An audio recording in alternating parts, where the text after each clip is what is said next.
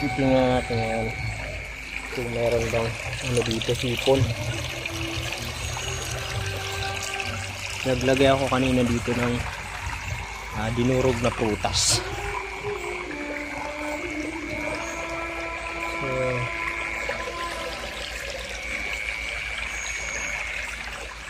So ilang hipon dito mga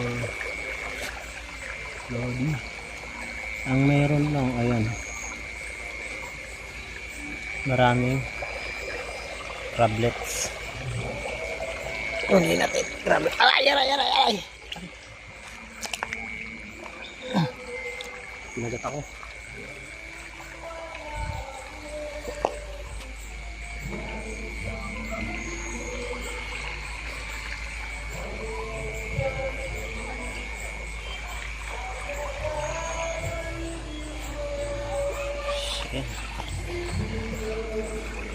Ayan.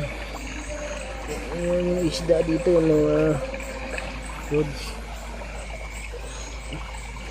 Pero chine-check ko kung may hipon. Wala akong makikita. Ulang. Ayan lang. Ayan. Ayan. Ayan. Tawag dito sa amin, tawag dito kagang. Sa iba talangka, pero kagang tawag dito sa amin. Ay, sakit na pa ako Yan. Titingin pa tayo. Usually pag sa mga ganitong may mga may mga hipon.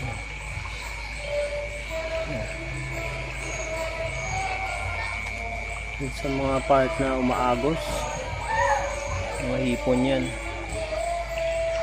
Usually umano sila, gumagapang sila pataas.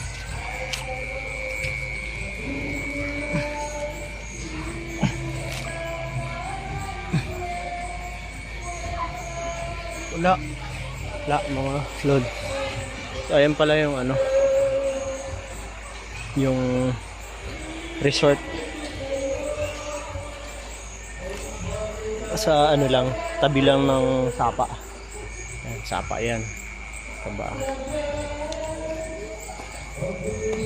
So check tayo dito kung meron dito banda. Puro pala dito kabatuhan sa Bibigoli. Kahit palaka, ayan, palaka. Yak. So naglulubluban sila sa tubig. Mas marami kasing insekto sa tubig. Malapit sa tubig. Natin dito kung meron mga body.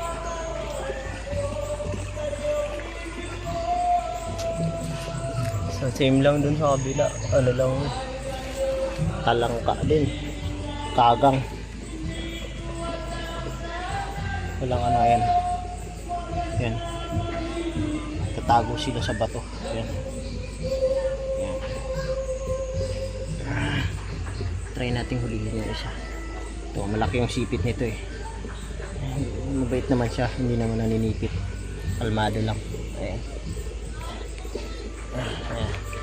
Nahuli ko.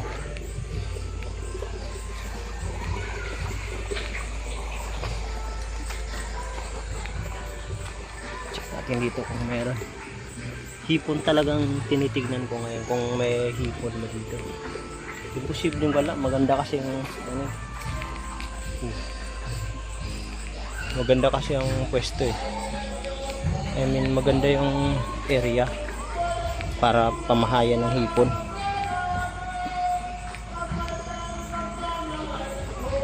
So nakakadalawa na akong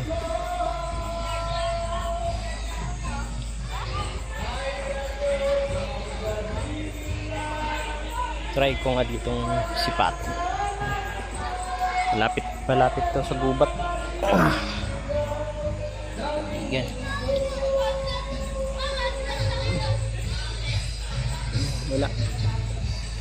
Wala talaga. Kasi ang hipon, umiilaw yung mata nun pagka natamaan ng flashlight, or hindi pa sila lumalabas ng ganitong oras.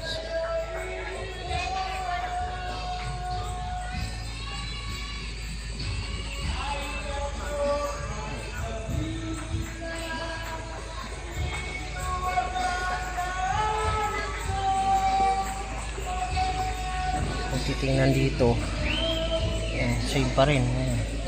Maraming mga kagang maliliit. Ayan. Maliliit pa. Ito lang nahuli ko. Maliit kasi sa amin usually sing laki ng kamao ang mga kagang doon sa probinsya. Ayun, yun lang nahuli ko.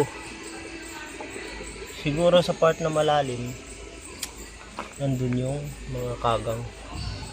Ayan, may mga maliliit na isda. Hindi ko nga alam kung anong tawag sa isda na to eh. Kasi may nakikita ako nito sa mga ano eh.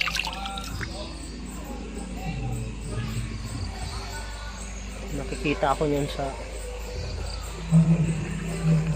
pinakawalan ko na yung ano, dalawa lang eh. Kawawa naman para makapag ano sila. May mga laglag din palang prutas dito, mga lodi. Palaka, aso.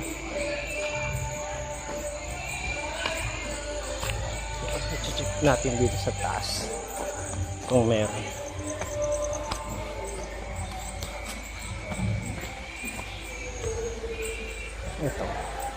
Ito lang yung part na malalim. Check natin dito kung meron dito ulang. Kukonfirm lang natin. So ayun lang, puro kagang. Yan o, nanginginain sila. Mga pig fruit kinakain nila, yung mga nalaglag na pig fruit.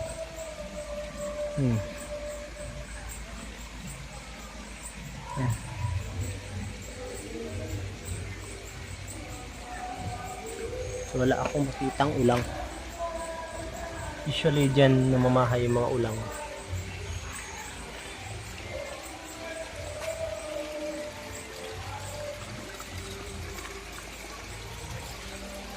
Wala. Mga ano, kagang pa rin. Ano, dilalabo nila ito.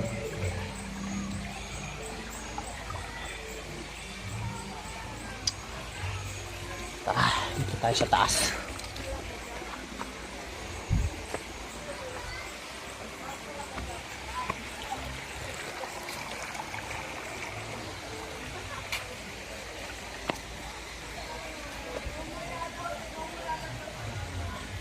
Isda. Bilis.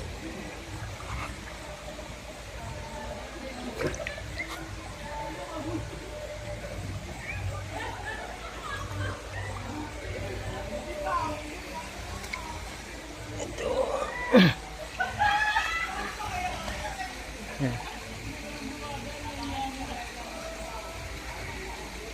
Tawag sino yan? Sa amin kagang masarap to, ginagataan mga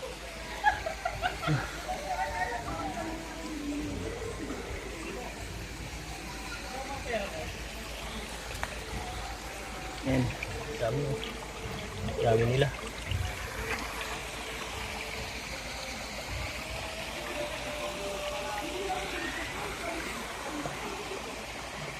Pero sana naman hindi tinatapunan ng basura. Ayun, may basura.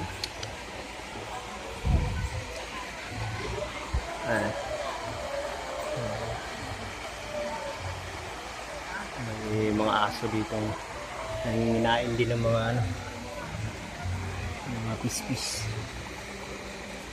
Wala talagang ulang.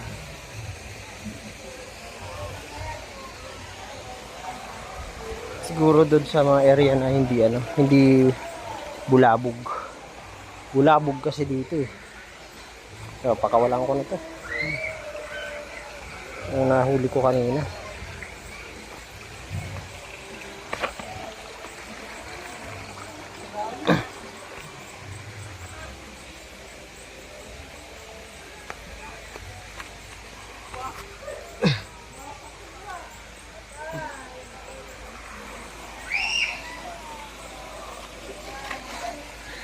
Dito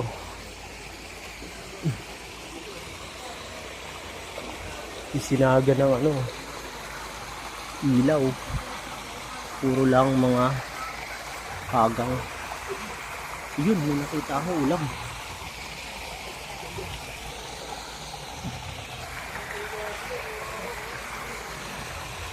Lipat na medyo malalim. Ah, dam.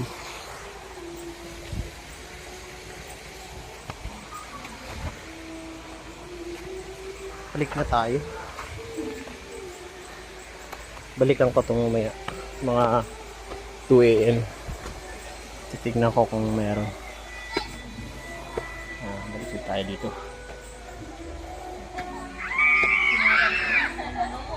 Bibigoli.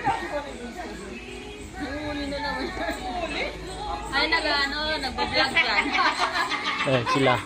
Sila madam. Bye-bye. Isa ko to na. Taas na lang ilagay ko, no? Sige ma, ano ko na lang yan mamaya. Ililipat ko lahat yan. Pag wala na kasi Saan mo ilalagay?